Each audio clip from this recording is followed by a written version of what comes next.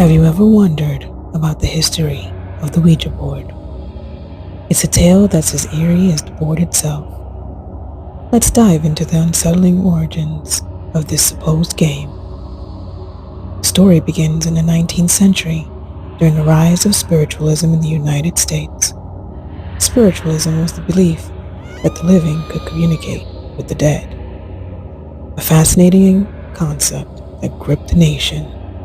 Mediums became celebrities, hosting seances to channel spirits for the grieving. In 1886, the first known talking board appeared in Ohio.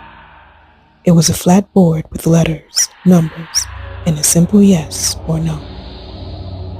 Used with a small pointer, it caught the attention of entrepreneur Elijah Bond, who saw its potential not as a spiritual tool, but as a business opportunity.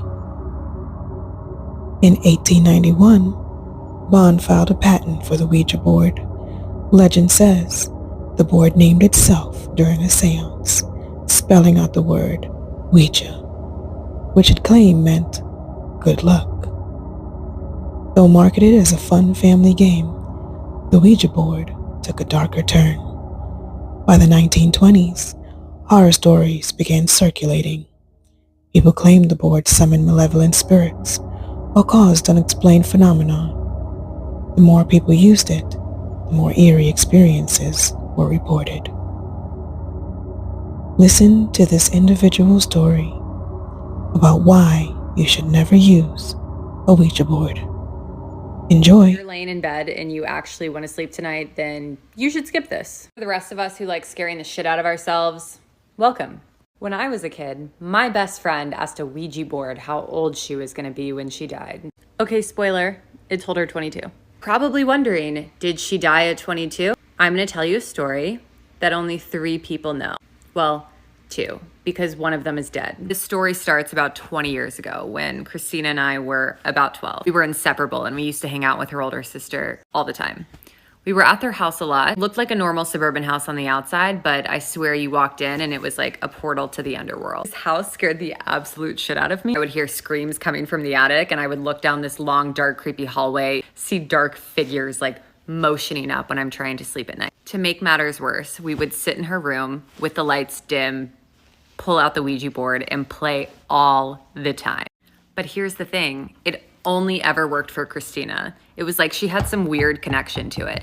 Naturally, her sister and I always thought this was fake and she was just doing it for attention because it would move so fast all over the place, telling us everything. Never worked when we did it alone, so we were a little bit suspicious. Whatever ghost was on the other side of this had diarrhea of the mouth. This was not like you see on the horror movies where it's like, oh, this is slowly moving to yes or no. Like, no, this was like a T9 texting expert ghost that word vomited constantly. So one day we had just finished watching Big Fish, and in that movie there is this creepy old witch and you can ask her how old you're going to be when you die. Christina loved this idea. Next thing you know, she's pulling out the Ouija board and immediately asking, how old am I going to be when I die? Planchette slowly starts to move towards the numbers and it hovers over the 2, and then it takes a little bit of a movement back and comes right back to the 2. Christina didn't even skip a beat. She grabs her red notebook that she wrote down all of the answers the Ouija board said in it, wrote down, age I'm gonna die, 22. Completely calm. Little did we know, something was set in motion and some weird shit started happening for the next 10 years.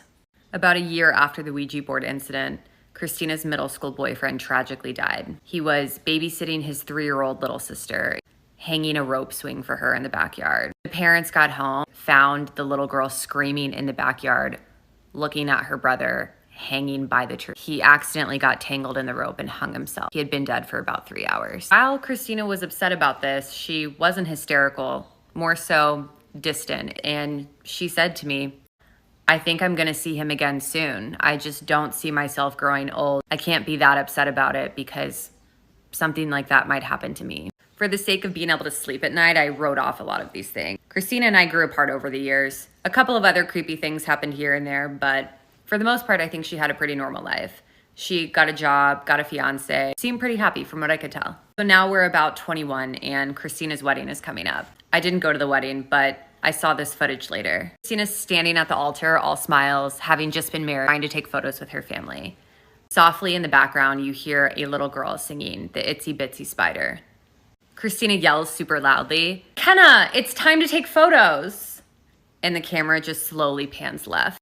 And then you get a great view of this beautiful little flower girl sitting in a pew, holding a Bible upside down, singing the Itsy Bitsy Spider.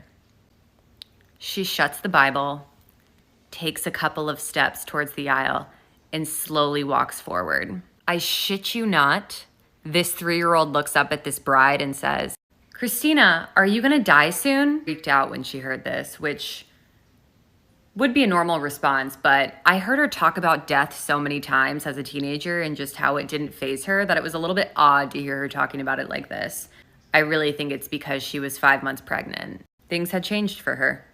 About a year after the wedding, Christina was at a cabin with her family in the mountains, having some celebration. Everyone was there, including her newborn son. It seemed like one of those days where nothing could go wrong. Her family always had a 4-wheeler that we would take around the mountains and have a really good time on. At some point in the afternoon, her and a friend decided to take it out for a ride. But that day, something was different. As they rode through the trails, everything seemed all right until Christina screamed, "The brakes aren't working." They flew off of a cliff. Both of them were rushed to the hospital. Christina didn't make it. She died on the way there. 22.